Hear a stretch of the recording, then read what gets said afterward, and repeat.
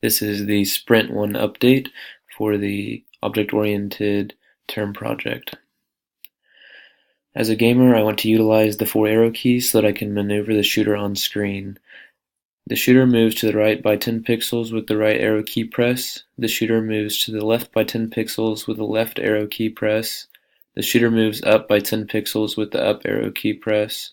The shooter moves down by 10 pixels with the down arrow key press. And here is the demonstration. See, I can move left, right, up, down. As a gamer, I want to stay within the screen so that I can increase my chances of killing the enemy. At the right edge, the shooter does not move to the right arrow key press.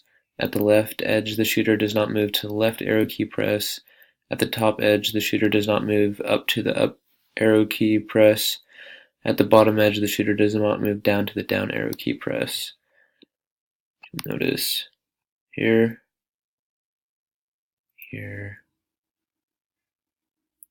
that way, this way. As a missile, I want to be released at the press of a space button so that the shooter can easily and rapidly fire at the enemy. The missiles launch away from the shooter as the shooter changes location. The missile launches straight up from wherever the missile was launched from.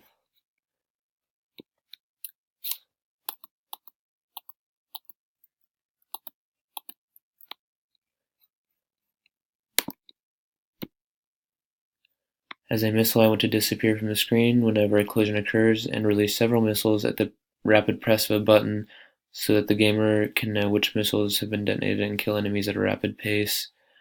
Multiple missiles are released when the space bar is pressed rapidly. Missiles detonate upon collision with the enemy. Start the game.